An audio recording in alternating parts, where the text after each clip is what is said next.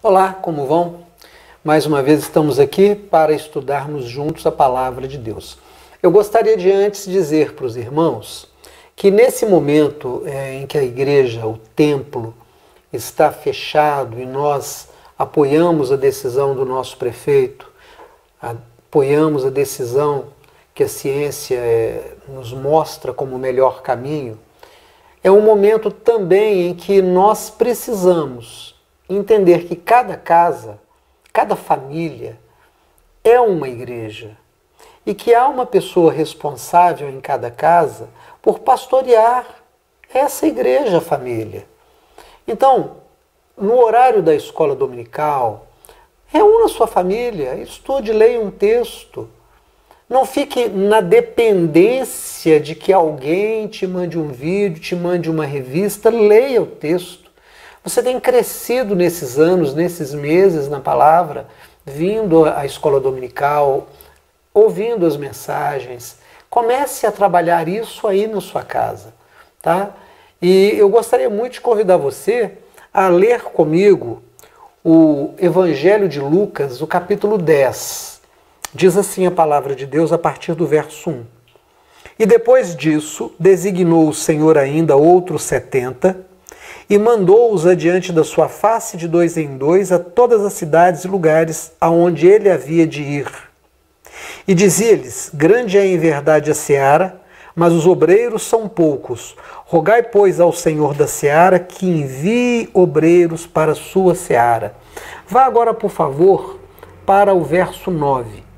E curai os enfermos que nela houver, e dizei-lhes: é chegado a vós o reino de Deus. Agora vá, por favor, para o verso 17. E voltaram os 70 com alegria, dizendo: Senhor, pelo teu nome, até os demônios se nos sujeitam. E disse-lhes: eu vi a Satanás como raio cair do céu. Eis que vos dou o poder para pisar serpentes e escorpiões e toda a força do inimigo, e nada vos fará dano algum. Mas não vos alegreis, porque se sujeitam a vós os espíritos. Alegrai-vos antes, por estar o vosso nome escrito nos céus. Amém. Nós temos vivido alguns anos, algumas décadas, em que há uma ideia de fazer missões, de pregar o Evangelho, de ir a outras terras, ir a outros lugares, de usar os canais de comunicação que forem possíveis, internet, televisão, revista, porta a porta, e ganhar almas para o Senhor. É interessante que essa expressão ganhar almas, há uns anos atrás, ela foi muito usada nas igrejas. Num outro momento, a igreja viveu também um período chamado guerra espiritual. E algumas grandes igrejas, tinham pastores com ministérios especiais de libertação, de guerra espiritual. Nós vimos aqui que Jesus mandou um grupo dos seus discípulos ir de cidade em cidade. E ele disse de uma forma clara para eles: curai os enfermos e pregai o Evangelho. Evangelho significa boa notícia. Uma pessoa que conhece a Deus, ela é portadora de notícias boas.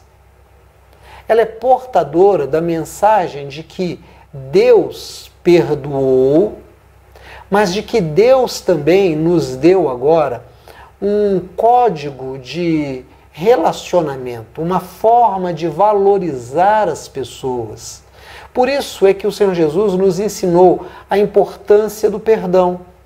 Por isso que o Senhor Jesus nos ensinou a importância de abrirmos mão da avareza, de nos sensibilizarmos com o sofrimento do próximo, de visitarmos aqueles que estão limitados, seja por uma enfermidade numa cama, seja limitados na sua liberdade por uma prisão. Enfim, ele nos mostra um caminho novo que vai chegar à vida eterna junto com o Pai, com Ele e com seus anjos. E ele manda esses discípulos, então, fazer essa coisa, anunciar o Evangelho, mas ele manda fazer uma outra coisa: curar os enfermos. Há uma preocupação de Jesus em que os seus discípulos sejam promotores de bem-estar, promotores de saúde. E os discípulos, quando voltam, voltam muito alegres.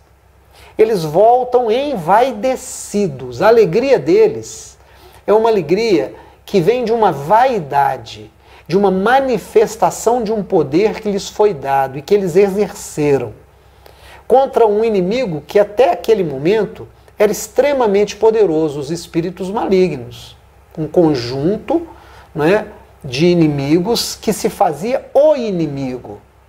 E eles dizem para Jesus: até os espíritos malignos se submetem a nós pelo teu nome. E Jesus então vai dizer alguma coisa para eles. A primeira coisa que Jesus disse: olha, nesse momento em que vocês se ocuparam de expulsar demônios, eu via Satanás cair como um relâmpago. Você já viu um relâmpago cair? Ainda uns meses atrás, coisa de uns 3, 4 meses atrás, foi noticiado e mostrou-se um vídeo que um vereador da cidade mineira de Minduri filmou. Ele é um pequeno fazendeiro lá, ele estava no alto do morro, começou a filmar uma tempestade se aproximando. Enquanto ele filmava, um raio caiu quase do lado dele, né? E ele toma aquele susto e foi um perigo. A força de um raio, o poder de queimar, de destruir. Você já teve a oportunidade de ver um raio que cai sobre uma árvore, que cai numa casa, em algum lugar assim, um estrago que é feito? Pois é, Jesus disse que enquanto seus discípulos estavam expulsando demônios, Satanás caía como um relâmpago. E aí Jesus diz uma outra coisa para eles, diz: olha, vocês não devem ficar alegres porque vocês expulsam demônios, porque os demônios se submetem a vocês. Vocês devem ficar alegres porque o nome de vocês está escrito no livro da vida. Irmãos, o que é que nos habilita a ter o nosso nome escrito no livro da vida? Com certeza, você já ouviu e talvez repita para mim, caso queira me responder, que é a graça de Deus, que nos perdoa, nos purifica, nos lava dos nossos pecados. Tá certo? Tá certo. Mas o grande problema é que o que nós temos visto é que a igreja parou aí.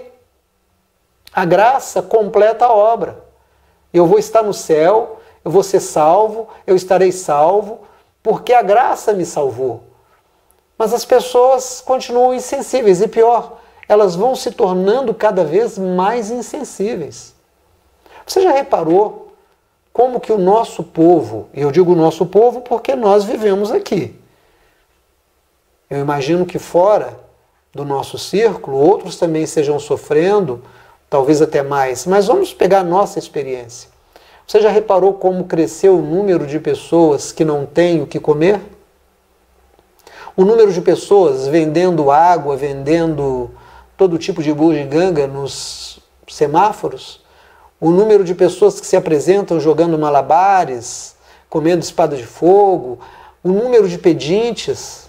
Você já viu o número de pessoas que faliram, as lojas fechadas, os cômodos de aluguel? Já viu o perfil das pessoas que estão morando nas ruas? Pessoas que até ontem estavam em casa. Pessoas que fazem parte de um povo que está doente. Qual é a doença que atingiu o nosso povo? A doença que atingiu o nosso povo chama-se pobreza. A pobreza não é uma virtude. A pobreza é um desafio. A pobreza não é algo que enobrece. A nobreza do pobre está em sendo pobre, ser virtuoso.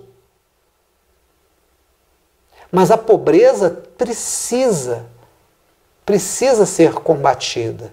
É preciso criar mecanismos para que as pessoas tenham renda, para que as pessoas tenham trabalho, para que as pessoas possam consumir ao menos o mínimo necessário para uma vida com dignidade. Quando Jesus mandou os seus discípulos, disse: curai os enfermos. Ele não estava falando apenas de uma doença física localizada numa perna, num braço, num olho, que quiçá numa voz no ouvido. É preciso ir além. É preciso trabalhar para que sejam curadas todas as mazelas. E qual era a causa da doença da pobreza que já havia em Israel? A avareza daqueles que detinham os mecanismos de fazer justiça.